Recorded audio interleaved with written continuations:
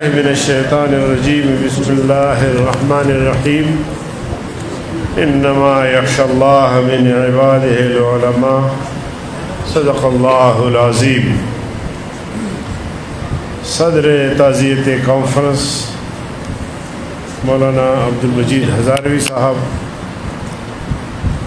اکابر علماء کرام، سامعین حضرات، السلام علیکم ورحمۃ اللہ وبرکاتہ۔ آج ہم یہاں جن شخصیات کو خراج تحسین پیش کرنے کے لیے اس کانفرنس کا انعقاد کیا ہے، اور خاص طور پر جمعیت علماء اسلام کے عہدیداران اور کارکن مبارکباد کے مستحق ہیں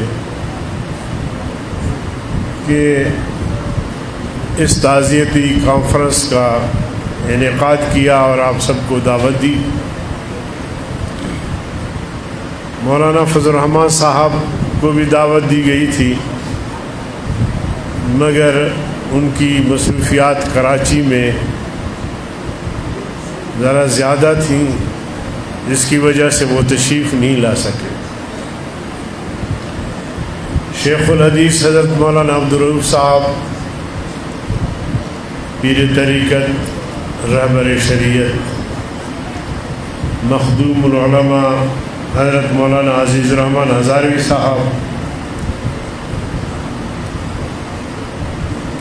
میرے انتہائی محترم ساتھی جو اب ہم میں نہیں رہے ہیں، حضرت مولانا شاہ عبدالعزیز صاحب رحمہ اللہ اور مولانا احسان حیات صاحب، ان چار ساتھیوں کے نام یہاں ذکر کیے گئے ہیں، اور ان میں سے اگر ایک دینی ملی خدمات پہ روشنی ڈالی جائے تو اس کے لیے بھی گھنٹوں چاہیے ہوگا، اور میرا ٹائم تو بالکل بھی ختم ہو گیا ہے، 9:30 بج گئے ہیں۔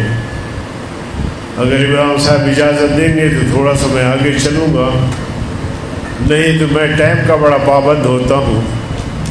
تو میرے خیال میں اب اگر ہم دعا کر لیں اپنے مرحوم شیوخ کے لیے تو سب سے بہتر ہوگا۔ کیا خیال ہے؟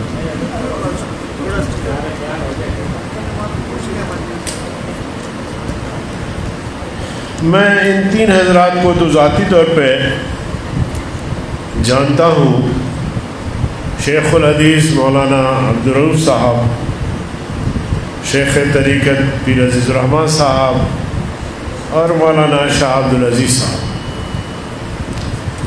شاہ عبدالعزیز صاحب بھی بڑے باپ کے بیٹے اور بڑے نڈر اور مجاہد ساتھی تھے۔ جوانی میں اللہ تعالیٰ نے ان کو بلا لی۔ شیخ عبدالرؤوف صاحب رحمہ اللہ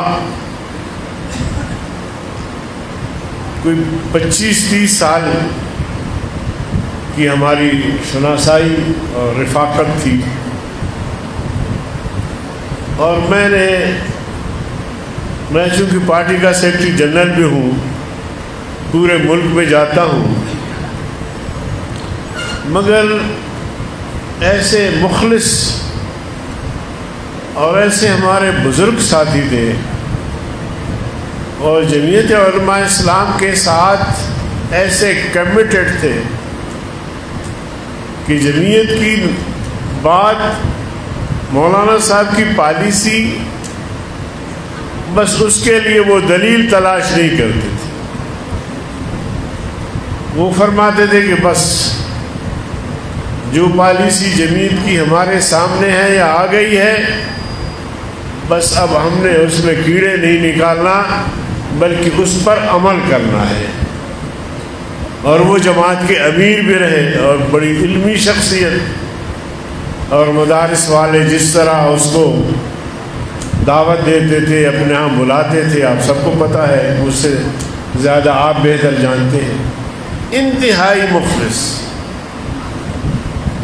اور تمام آپ دیکھتے ہیں کہ اخبار بھی نہیں یا یہ ساری چیزیں، لیکن اس کے باوجود بھی جب ہم ان سے ملتے تھے تو ایسی سیاسی باتیں یا سوالات کرتے یا پوچھتے تو میں خود حیران ہوتا تھا کہ ہماری طرح وہ ان کو فرصت بھی نہیں ہے کہ وہ اخبارات دیکھے، ٹیلی ویژن دیکھے، بہت ساری چیزیں، لیکن باتیں ایسی وہ فرماتے تھے کہ آدمی سوچتا تھا کہ جیسے ایک کہاوت ہے کہ کلندر ہر چگویا دید گویا، تو یہ کلندران زندگی اور جو کچھ وہ فرماتے تھے جیسے نا کوئی الہامی باتیں ہوں، اس طرح کی ان کی شخصیت جنہیں ہم نے قریب سے دیکھا۔ جب کبھی ملاقات ہوتی 2 مہینے میں، 3 مہینے میں، 6 مہینے میں ان کی زیارت ہوتی تھی۔ پیر عزیز الرحمن صاحب تو ہم سب کے پیر، اور میں اپنی زندگی میں بہت کم دیکھا کہ کوئی پیر طریقت، کوئی رہبر شریعت جو پیر بھی ہو، گدی نشین بھی ہو، مخدوم العلماء اور طلباء بھی ہوں، اور جمعیت کے ساتھ اس طرح کمیٹڈ۔ اور میں نے دیکھا کہ جن پروگراموں میں، جن جلسوں میں وہ تشریف لاتے تھے اسلام آباد، بے ادبی معاف، کوئی ساتھی مائنڈ نہ کرے، لیکن میں نے خود تو ملاحظہ کیا کہ وہ ہمارے جلسے، وہ ہمارے پروگرام بہت کامیاب ہوتے تھے۔ چاہے ختم نبوت کی تحریک ہو، وہ تو اس حوالے سے بڑے شہدائی تھے، بہت جنون کی حد تک پیغمبر کریم صلی اللہ علیہ وسلم کے ساتھ عشق اور محبت، اور سب کو اس طرح تلقین فرماتے تھے۔ اور جمعیت کے ساتھ وابستگی، جمعیت کی آواز پہ لبیک کہنا، کیونکہ جمعیت کا کام کرنا کوئی آسان کام نہیں ہے، ہر مولوی کا کام نہیں ہے۔ کسی زمانے میں ہم دیوبندی کی مثال دیتے تھے کہ دیوبندی نہ بکنے والا، نہ جھکنے والا، نہ ڈرنے والا، کفر کے مقابلے میں سیسہ پلائی ہوئی دیوار بن جاتا ہے دیوبندی۔ آج دیوبندی کی وہ پوزیشن نہیں ہے، آج وہ پوزیشن نہیں، انتہائی احترام کے ساتھ۔ دیوبندی نہ ہوتے تو ریاست آزاد نہ ہوتی، حضرت شیخ الہند کی تحریک نہ چلتی، حضرت مدنی کی، تو پاکستان آزاد نہ ہوتا۔ پاکستان کی آزادی یا ہندوستان کی آزادی اس جد و جہد میں لاکھوں علماء کا خون شامل ہے۔ اور آج میں اس مسجد میں چیلنج کرتا ہوں کہ جو لوگ کہتے ہیں کہ ہم نے پاکستان بنایا ہے، وہ اپنا ایک شہید پیش کرے، ایک ایسا قیدی جس نے 1 2 سال 3 سال جیل کاٹی ہو، صعوبتیں برداشت کی ہو، سوائے علماء دیوبند کے، جنہوں نے اپنی خون سے تحریک آزادی کی آبیاری کی۔ ہندوستان کے وہ درخت اور در و دیوار آج بھی گواہ ہیں کہ یہاں کئی ہفتوں تک علماء دیوبند اور تحریک آزادی کے جانثاروں اور شاہ سواروں کی لاشیں لٹکتی رہی ہیں، مگر آج وہ ماحول نہیں ہے۔ آج پاکستان میں آپ دیکھیں ہمارے ملک میں کون سی اسلامی حکومتیں آئی ہیں، لیکن ہم نے کسی درجے میں ان کو برداشت کیا ہے؟ نواز شریف کے دور میں کیا ناموس رسالت کے قانون کو نہیں چھیڑا گیا؟ زرداری صاحب کے دور میں ناموس رسالت کے قانون کو کالا قانون نہیں کہا گیا؟ اور کون میدان میں نکلے؟ کراچی میں پہلا جلسہ، لاہور میں دوسرا جلسہ، تیسرا پنڈی میں ہونا تھا کہ زرداری صاحب جھک گئے، انہوں نے کہا ہم واپس لیتے ہیں۔ نواز شریف کے دور میں ایسا مرحلہ آیا، مولانا صاحب مکے میں تھے، میں نے ساری صورتحال بتا دی، ان کو بھی جھکنا پڑا، وہ جو ترمیم لا رہے تھے حلف نامے میں وہ واپس لیا واپس۔ لیکن میرے عزیز دوستوں، عمران سے ہمیں کیا ناراضگی ہے؟ وہ بھی لادین، یہ بھی لادین۔ فرق یہ ہے کہ حکومت کی تشکیل کے وقت انہوں نے جو اقتصادی کونسل بنایا، اس کونسل میں میاں عاطف کو اس کونسل کا ممبر بنایا، اس پر ہم نے احتجاج کیا۔ مولانا فضل الرحمان صاحب کے بیانات آئے، مجبور ہوئے یہ لوگ اور میاں عاطف کو ڈراپ کیا۔ پھر اس ناموس رسالت کے قانون میں ترمیم کی کوشش شروع کی، اس پر ہم نے 15 ملین مارچ کیا، آخر کار ان کو جھکنا پڑا اور انہوں نے سینٹ میں آ کر قائد ایوان نے کہا کہ ہم واپس لے لیتے ہیں، نہیں کریں گے ترمیم۔ ابھی حال ہی میں ہم نے یکجہتی کا اظہار کیا، ہم نے کہا کہ اب ہم سیاست نہیں کریں گے، ہم اب جلسے مظاہرے لاک ڈاؤن نہیں کریں گے، ہم حکومت کا ساتھ دیں گے، چونکہ یہ وبا صرف پاکستان میں نہیں ہے، عالمی وبا ہے۔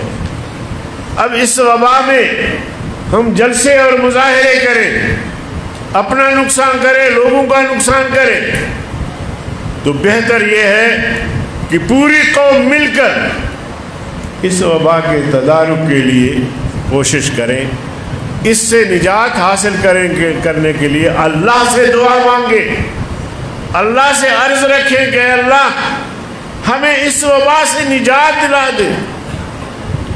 یہ تو کہتے تھے نا کہ اس وبا سے ہم لڑیں گے۔ اس میٹنگ میں نے ان سے کہا، میں نے کہا مجھ میں یہ لڑنے کی طاقت نہیں، میں سمجھتا ہوں کہ اگر بیماری اللہ کی طرف سے ہے تو اللہ سے لڑنے کے قابل ہم نہیں ہیں۔